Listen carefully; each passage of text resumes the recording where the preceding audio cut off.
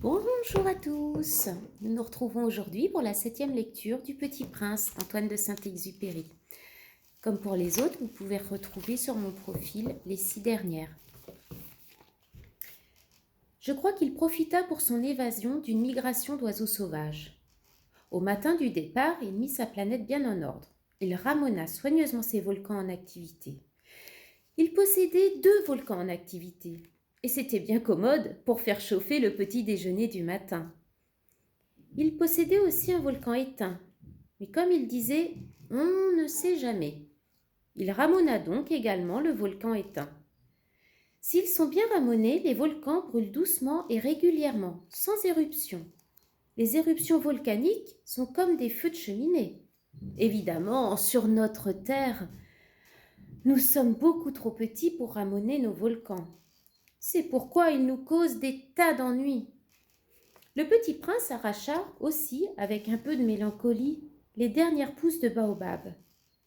Il croyait ne jamais devoir revenir. Mais tous ses travaux familiers lui parurent ce matin-là extrêmement doux.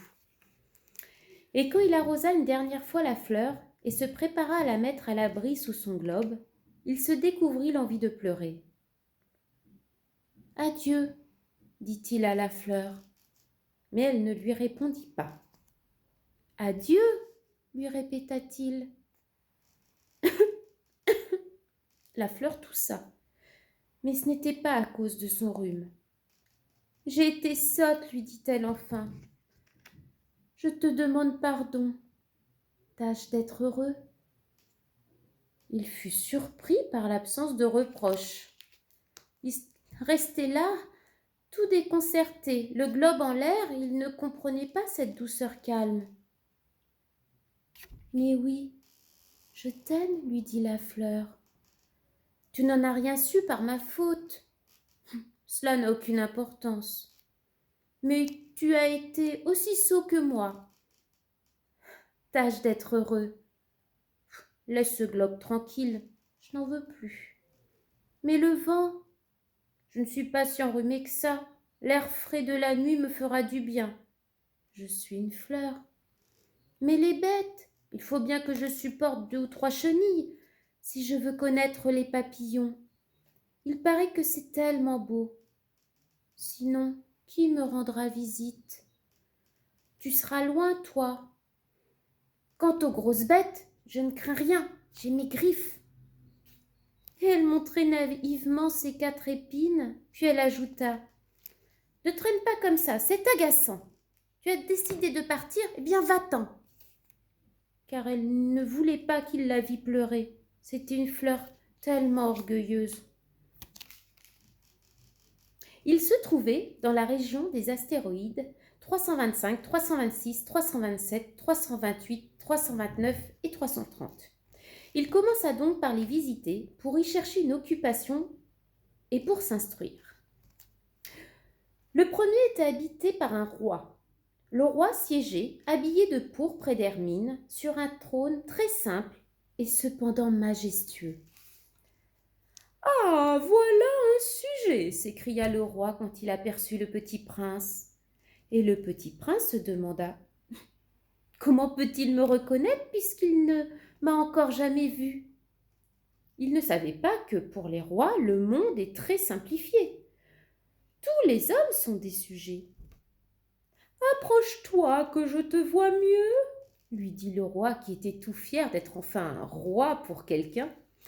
Le petit prince chercha des yeux où s'asseoir, mais la planète était tout encombrée par le magnifique manteau d'hermine.